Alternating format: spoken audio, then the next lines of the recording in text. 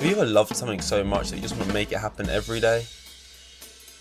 Me neither. This is a podcast a day. Pod a day, 309, 10, I don't know. Somewhere in that category. I don't think you section numbers by categories. Somewhere in that region. We've got a couple things to rattle off here. I can't believe I spoke about the Golden Globes the other day. And I was like, the biggest thing that happened was this annoying relationship that was caught, off of a couple people's iPhones in the background. And I completely forgot the fact that it was being hosted by Joe Coy, who I'm not gonna lie, I didn't know who that was. I think I've heard the name before, but I didn't recognize him. He hosted it and he ate shit. He bombed in a. I mean, I'm not a comedian. I don't know what it's like and what would be worse. But in my mind, in a room where the chances are you'll never see those people again, and you can just kind of write it off as they're not my kind of people, to being in a room of your fellow contemporaries and them all looking at you like you're shit. I would argue that one's worse on a global stage. And don't get me wrong, when I say he eats shit, that's not an exaggeration. He was up there and he was munching turd. It was bad. But what I will say is I saw a couple of the clips and I saw some of the jokes he made, and I don't think it was even that bad. Like, it just kind of feels like sometimes the perception of how it's pushed out on Twitter for like how you did on like hosting something like this is just like however the people in the room reacted is however Twitter will react. Like, regardless of if like you hear the joke and you're like, oh, that was fine, or oh, that was awful, or oh, that was great. Like, if the room doesn't laugh, then you're a terrible host. You're doing an awful job, because basically the goal is just to make the audience happy. I know Ricky Gervais didn't do that, but I guess that was like, if you are gonna like make fun of the people in the room or whoever, like, it has to just be really tight to a point where, regardless of if you feel uncomfortable about the jokes or whatever, you can't help it because of societal fair play. That was pretty good. Like DiCaprio or something, when Gervais was talking about his girlfriends, I think, I don't really remember, but the thing is the day John Mulaney was hosting something. I think it was like the Emmys, maybe. Was it the Emmys? It was something, I don't know. And he was up there and he was hosting it, and people were like giving him love, and like, I just remember like the main clip I saw that people posting for John Mulaney, and the main clip I saw for Joe Coy was Joe Coy's was something like, the difference between an NFL game and the Golden Globes is there'll be less shots of Taylor Swift, and then it cuts Taylor Swift, and I don't know if like that was her exact live reaction or if that was like delayed video or whatever, but it was just like her sipping a drink as if to say like, not cool, man, or like, just like a complete dead look on his face, and that was just throughout the whole night. Jokes probably of that standard I don't hear anymore, and those kind of reactions. And then John Mulaney's up there and he's like, yeah, he's like, this is how Angela Bassett's a great actor. I mean, in what world was that a John Mulaney impression? John Mulaney. No, I mean, so you either have the impersonation trait or you don't. I don't have it. But yeah, he's up there and he's like, yeah, you know how Angela Bassett's a great actor? Because she got nominated for a Marvel movie. That's like getting a Pulitzer Prize for a Reddit comment. And then the whole thing's laughing, and it cuts to Robert Downey Jr., who's in Marvel movies or was or whatever, and he was like the main guy, and he's like laughing. It's like, oh, RDJ's laughing at the joke, so we approve. We can laugh too. And it's like, to me, like, that one's like better. It's like a bit better, but it's like they're both. It's like it's a hosting joke, a little taking the piss out of some of the people or the things they're in or whatever, or like movies in general in the audience and this and that. And it's like, it's whatever.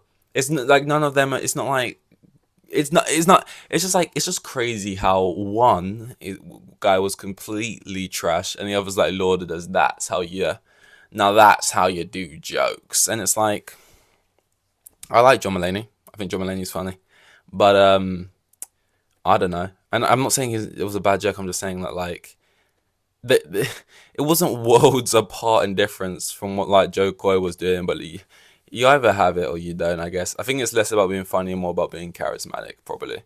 And Joe got cooked. I doubt he'll be doing any more soon. I think, like, for example, David Tennant's not a comedian. He'll be doing the BAFTAs. I already know that people are gonna love what David Tennant does at the BAFTAs, because he's just like a national treasure and people just like David Tennant. He'll be up there and being charismatic or whatever. Um, Jimmy Fallon, Jimmy Fallon, Jimmy Kimmel, I think is doing the Oscars. Um, Jimmy's doing Oscar. He's doing the Oscars, and see that would bomb. Because what does that even mean? No, but he's doing the Oscars, and people have already kind of made their mind up on like, oh my god, why is Jimmy Kimmel doing it and that. I'm sure he'll be fine actually, and it'll just be fine. But again, like Jimmy Kimmel won't have the crowd deadpan looking at him where it's like awkward. So Twitter won't, you know, run with it in that way. It's just kind of however the audience reacts is how Twitter will react half the time. And I feel like the only real contrast was Ricky Gervais when he did Golden Globes. But apart from that, it's like as long as the audience is smiling, then Twitter will be like, oh my god. Like if Taylor Swift laughs at that joke, right, and goes, ah, the NFL does cut to me a lot, ah, right. In this day and age, you can get coached just for even pretending Taylor Swift would even laugh like that. That's how hardcore our fans are, right? So that's the point I'm trying to make. Like, if she laughs, whole Twitter's like, oh my god, Joe had Taylor in stitches. Oh my god, my queen. And that's how it goes. So, and he took it well. Afterwards, he was like, oh, I think I underestimated hosting and stuff and what that's all like. And I wrote these jokes 10 days before, and they this and that. And it's like, yeah. He was fine about it. He was cool about it. I don't think Amy Schumer would have reacted in the same way. She would have been like, the crowd, they're just stupid.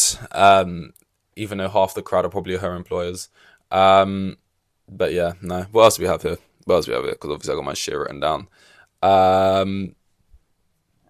Another thing like movie related is they keep asking Letterboxd is like really in its moment right now. It's having its day in the sun.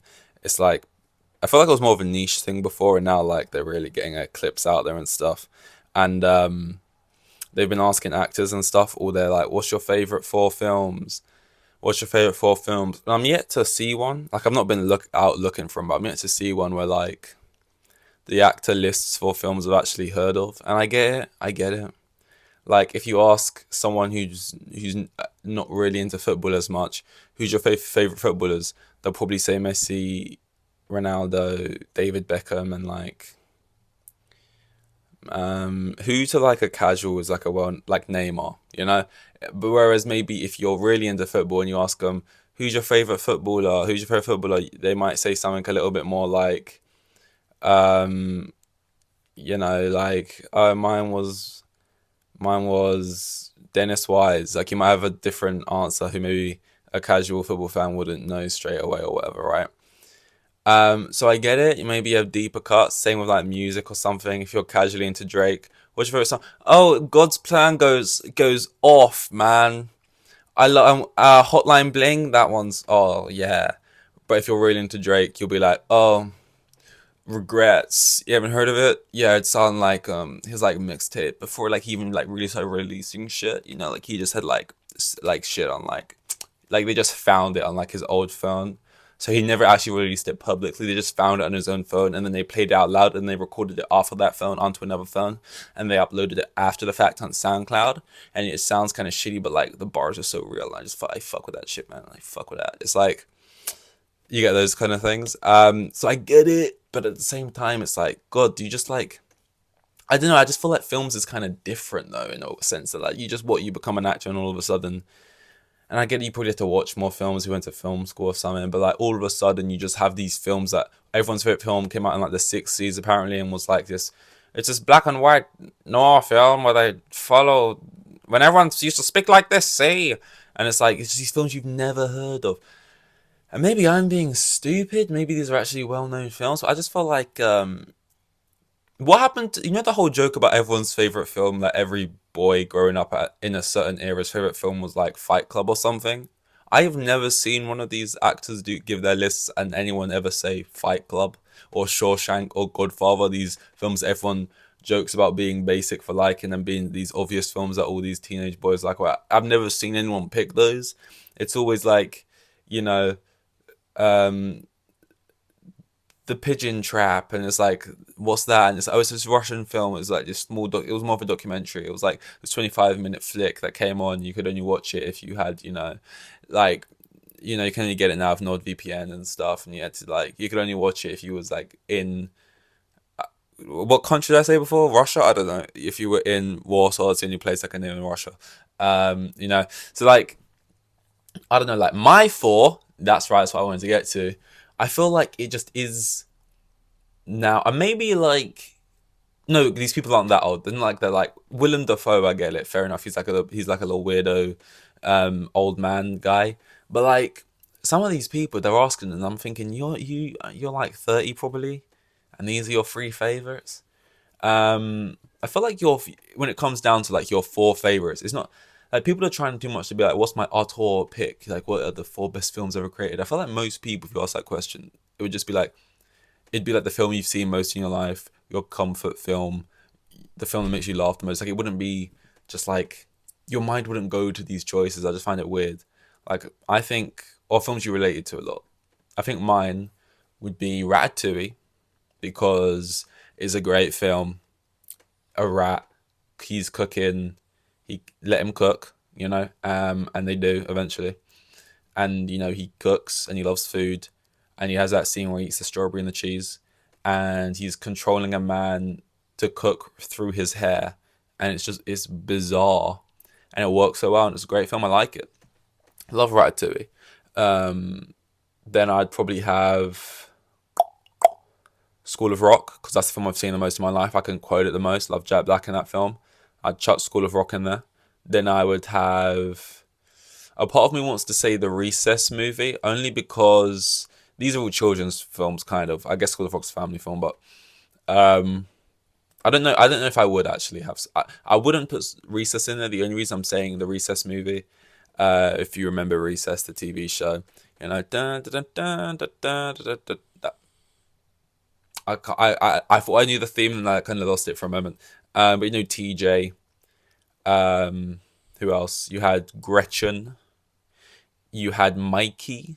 You had Gus. I'm surprised I know I can do this. Jeez.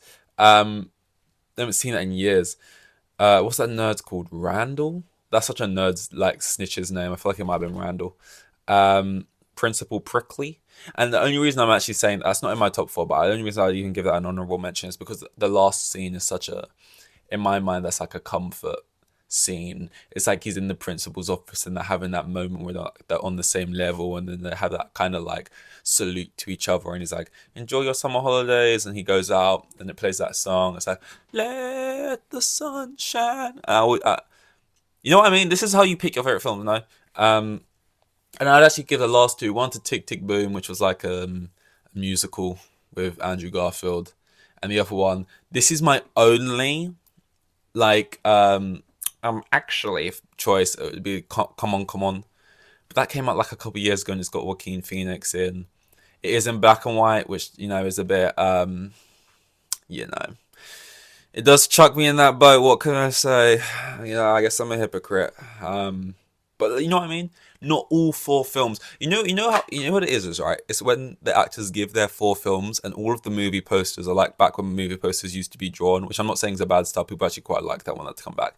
But that's it's like of a certain time and era and like style or whatever. And all the posters that come up are like these drawn posters or whatever. And you just look at them and you go, right, yeah, of course. No one's favorite film came out in the last 20 years, apparently. It's just crazy. But you know what? I'm not saying they're doing it to be pretentious or anything. I'm not like, they're not saying they're actively trying to do that. I just don't get it. Which isn't, it's not that hard to get. It's just people's opinions are different than yours. No, it's pretty simple. I don't know what it's like. It's like sitting here and being like, how do people like pineapple on pizza? Like, I don't like it.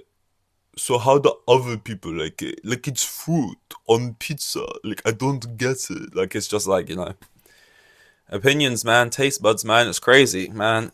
Wild, dude. It's not that. It's not that interesting. But yeah, no. That's like it all. That's like everything. I'm gonna do another one after this. I gotta do like a Formula One. You don't need to know the calendar. You don't care to. That is all. 200. No, 3. I almost sent myself back there. About 100. Jesus Christ. 309 or 10, I think. So on to 311 or 12, I think.